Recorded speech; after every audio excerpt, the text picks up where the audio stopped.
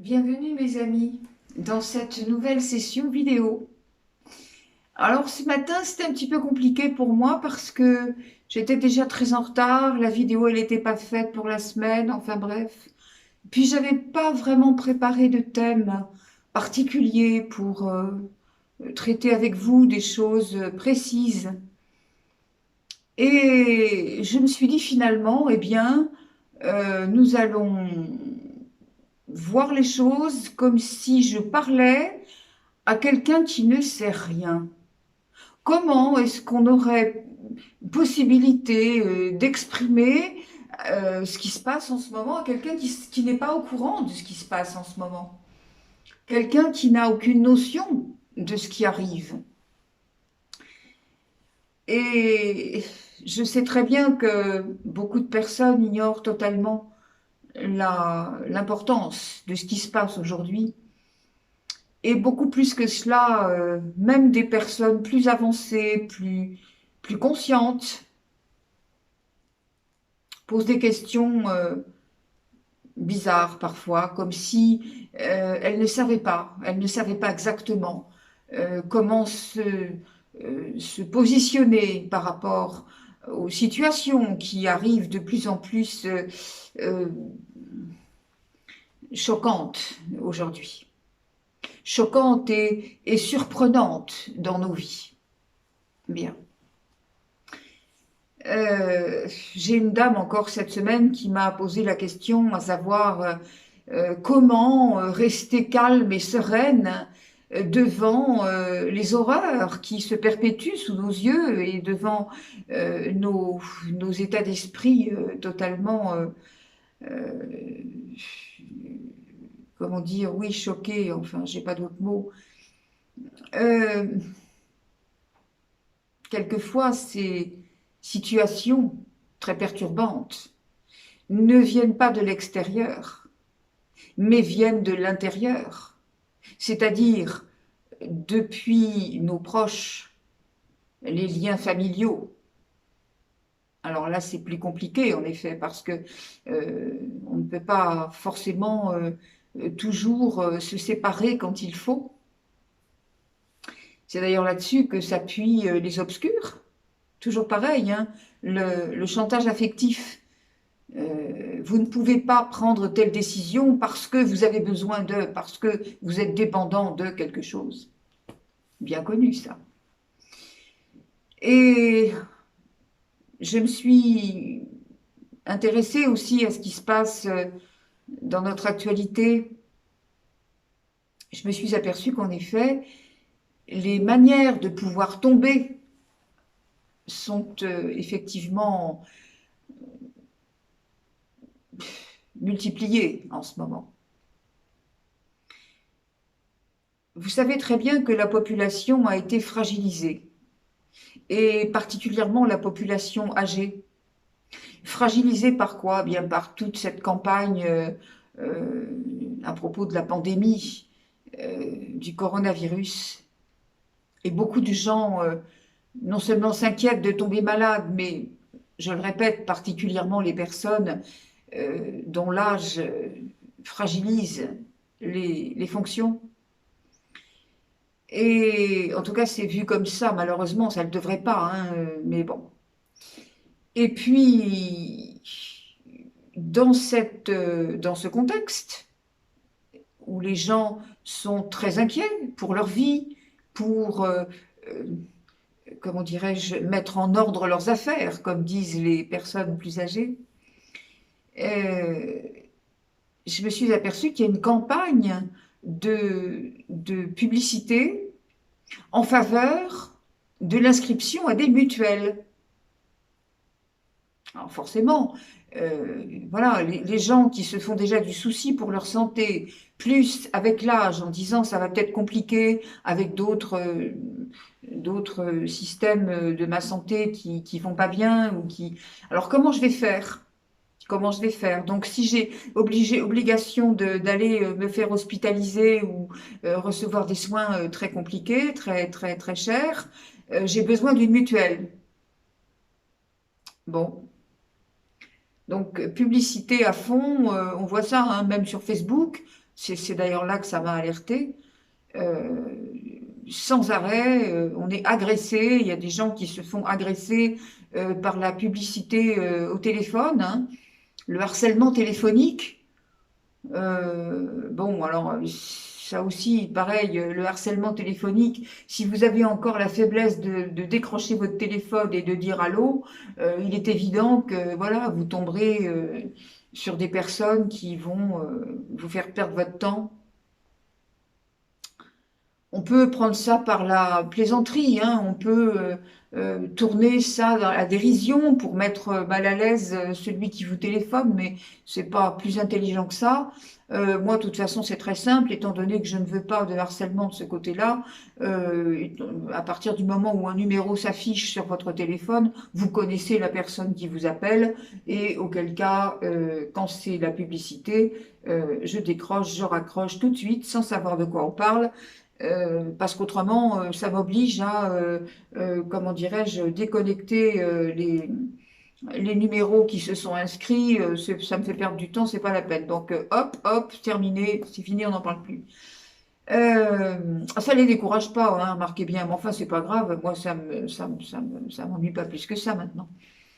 Alors, tout ça pour dire que cette campagne publicitaire avec pour les mutuelles, ben voilà, on vous rabat les oreilles là-dessus.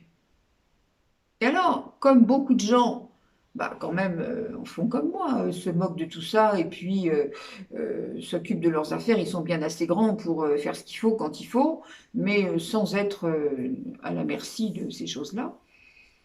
Donc, je vois une publicité sur Facebook. Alors évidemment, hein, je vous ai dit, ceux qui ne sont pas tombés dans les peurs basiques de la conscience de masse, on les attrape par un autre endroit, c'est-à-dire par leur sensibilité. Comme ces gens-là sont censés être un petit peu plus intéressés par la cause animale, eh ben alors on va y aller de ce côté-là. Alors c'est génial parce que je vois ça, une publicité, une photo avec des petits chats, des petits chatons derrière une grille. Alors évidemment, les personnes qui, bien sûr, sont sensibles à ça vont regarder plus loin. Effectivement, je regarde et il est dit, vous n'avez qu'à faire 3 clics sur comment dirais-je, des sites associés et vous donnez un repas gratuit, vous permettez qu'un repas se donne à des animaux qui en ont besoin. Bien évidemment, ces personnes, tout de suite, vont aller regarder ce qui se passe. Alors, je regarde effectivement plus loin. Et quels sont ces sites partenaires?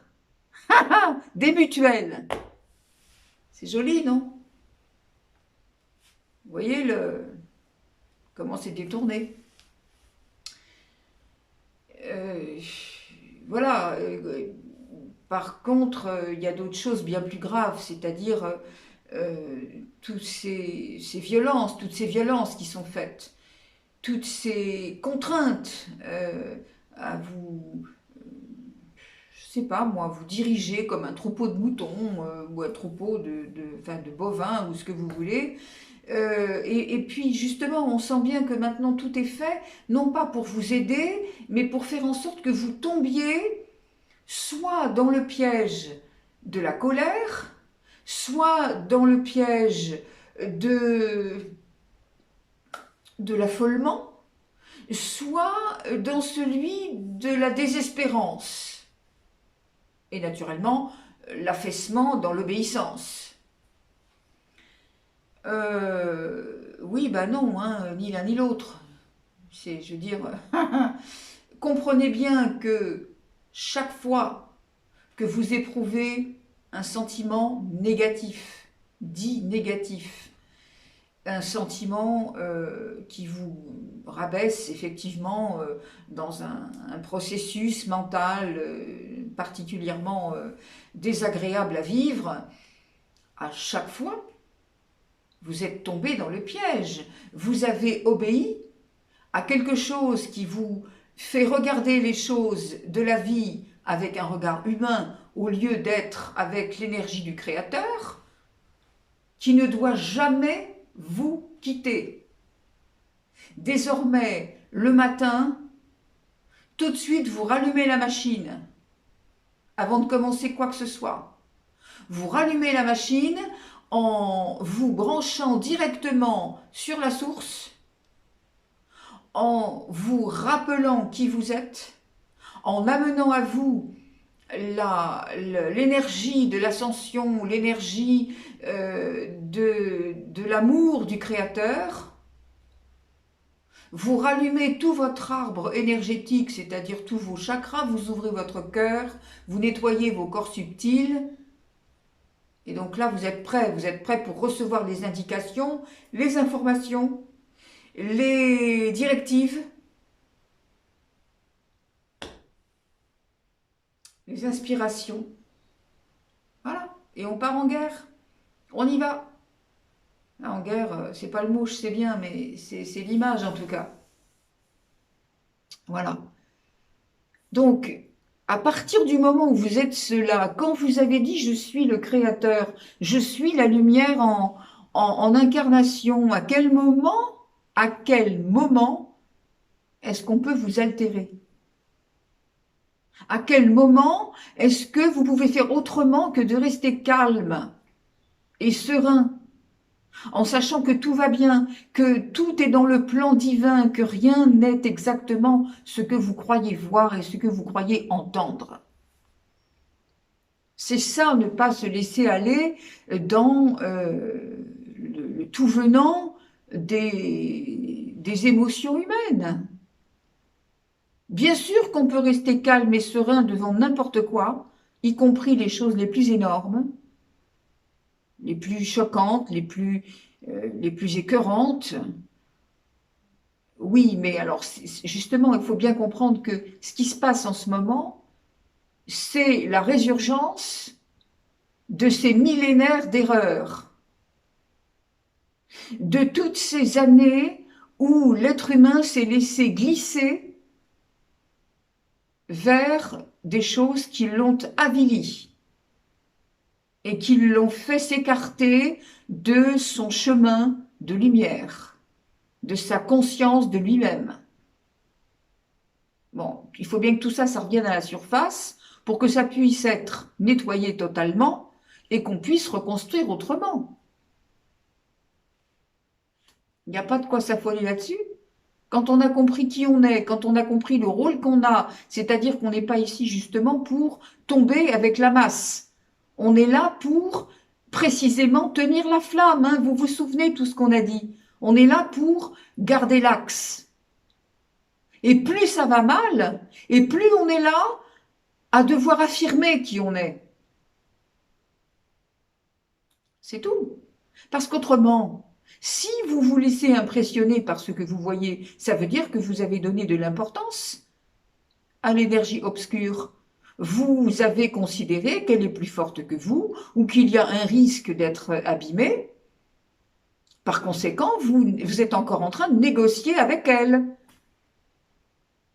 Négocier avec la manipulation perverse, c'est la pire des choses qu'on puisse faire, parce que c'est précisément ce qui est attendu pour qu'on puisse vous faire plonger plus bas.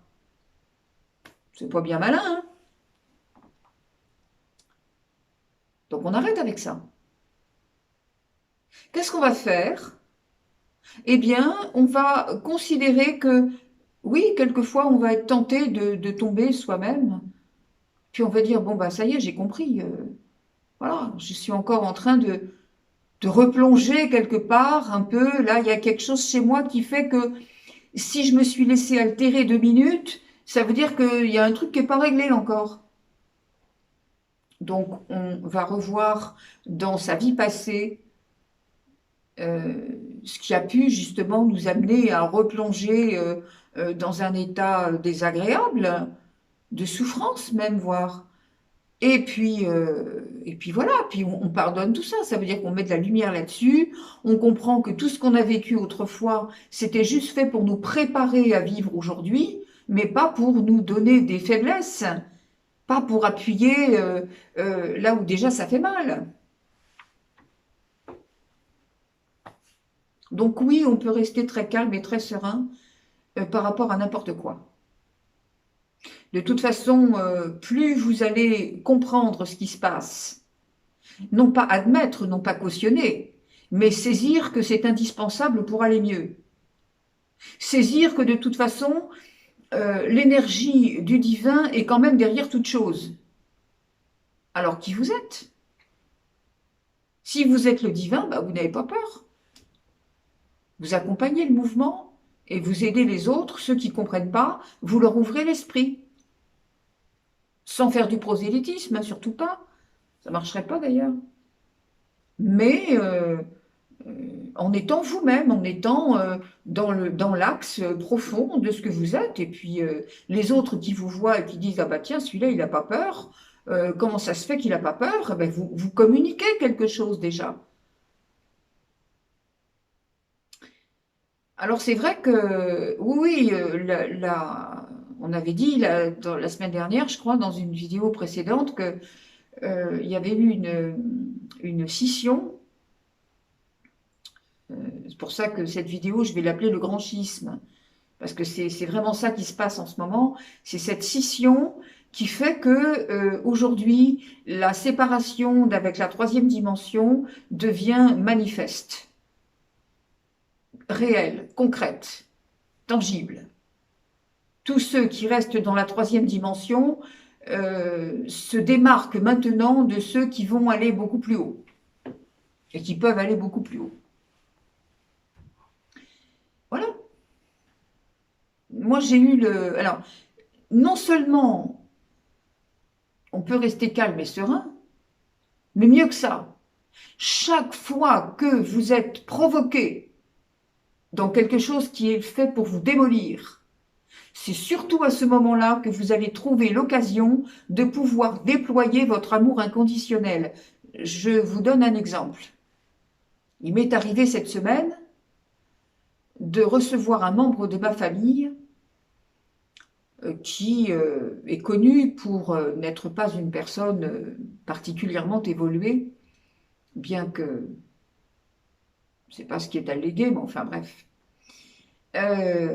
C'est quelqu'un qui est resté très près des cadres, des obéissances aux injonctions sociales, surtout à la loi, au règlement, à cette espèce de, comment dirais-je, de vision de la vie telle qu'on nous l'a expliquée au XIXe siècle, avec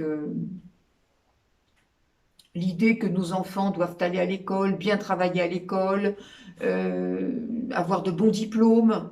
Et si par hasard, un des enfants de la famille qui, malgré ses résultats scolaires époustouflants, décide de faire un métier manuel, alors c'est la catastrophe. Ah mon Dieu, il faudra bien qu'un jour cet enfant bifurque et qu'au moins il s'occupe de l'administration.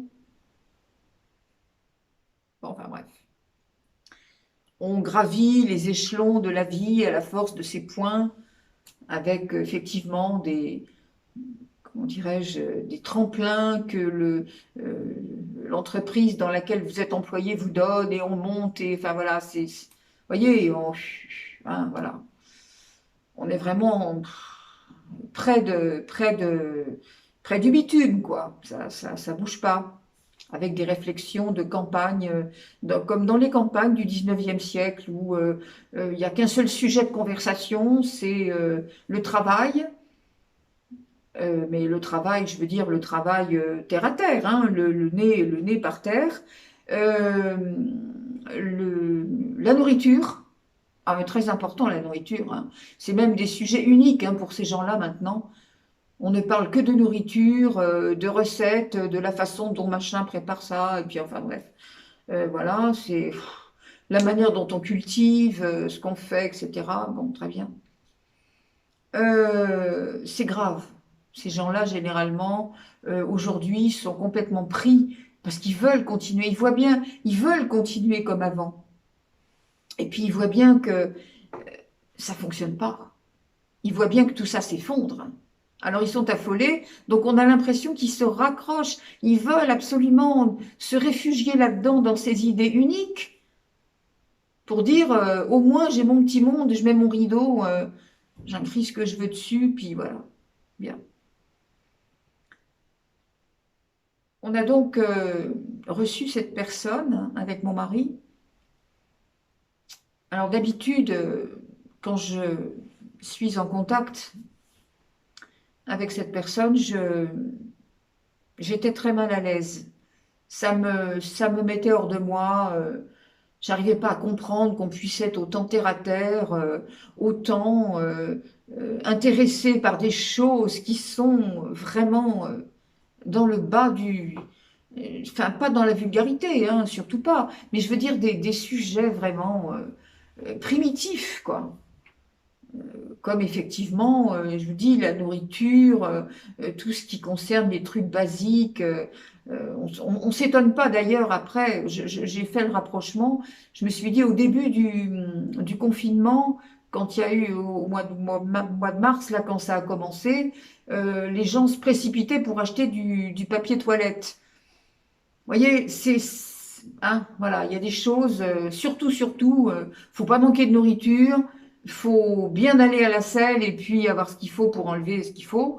Voilà, mon Dieu, mon Dieu, on voit rien d'autre que ce qu'il y a devant les yeux, rien d'autre que ce qu'on nous a appris. Bon. Alors, moi, des gens comme ça, je ne les fréquentais pas, mais quand j'étais obligée de les voir, voilà, j'avais toujours quelque chose quand même je le reconnais infiniment, de moqueur et d'aigreur, voire même. Voilà. Évidemment, je sais très bien que c'était aussi en lien avec la domination que j'ai subie dans ma famille. Donc, tout ça me mettait très mal à l'aise et je ne savais pas comment regarder autrement. Et puis là, miracle, j'ai dit non, je vais recevoir cette personne avec de l'amour inconditionnel. Je ne vais plus être choquée par ce qu'elle dit. Ça n'aura plus d'impact. Voilà. Ce que je vous expliquais tout à l'heure, quand on est devant la manipulation perverse et qu'on dit fais ce que tu veux, montre-toi tel que tu es, tu ne fais que montrer ta petitesse, mais ça n'aura plus d'impact sur ma vie. Alors là, on est libre. Eh bien, j'avais beau jusqu'ici rencontrer cette personne avec la même idée d'être dans je ne serai pas impactée, j'étais quand même impactée. Et là, mon Dieu, j'ai pu mesurer tout le chemin parcouru, parce que là, j'ai pu la recevoir avec une neutralité totale, en la regardant comme un petit enfant qui ne sait pas et à qui on ne peut pas en vouloir de n'avoir des sujets d'intérêt que très primitifs, parce que c'est un enfant. Voilà. Je lui ai donné tout mon amour inconditionnel, c'est-à-dire que j'ai mis sur elle beaucoup de lumière et j'ai surtout invoqué non pas les énergies pour qu'on la change, parce qu'il faut respecter son contrat d'âme, il faut respecter ce qu'elle est, l'expérience qu'elle a à faire, et non pas à la faire comme on veut, comme on imagine que ce serait mieux pour elle, pas du tout. Elle a cela à traverser. Il y a des personnes qui ont un, un processus karmique plus lourd et plus profond que d'autres, et par conséquent, ils sont obligés de stagner. Donc, on ne peut pas leur en vouloir. Hein, je répète ma petite phrase que vous connaissez. Est-ce qu'on en veut au tétraplégique de ne pas pouvoir marcher? Est-ce qu'on lui demande de marcher quand même? Non.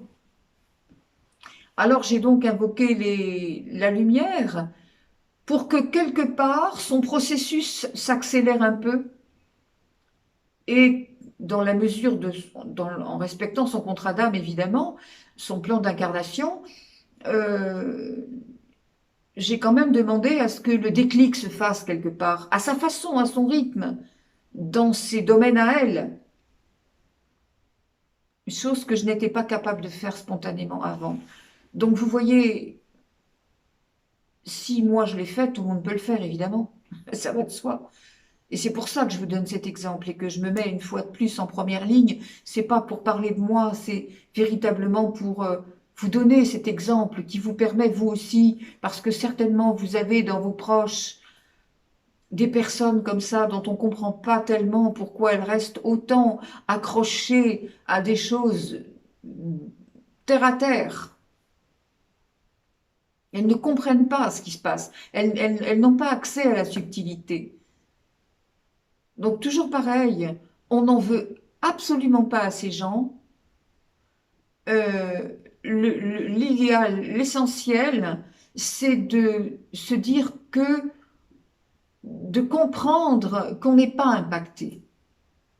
Si vous êtes impacté, peu ou prou, ça veut dire que l'ombre a gagné. Regardez les choses et en vous disant, bah oui, cette personne, elle ne peut pas dire autrement, elle ne peut pas faire autrement. Alors bien sûr, ne vous laissez pas monter dessus, ça va de soi, mais ne réagissez pas, ne soyez pas dans la réaction.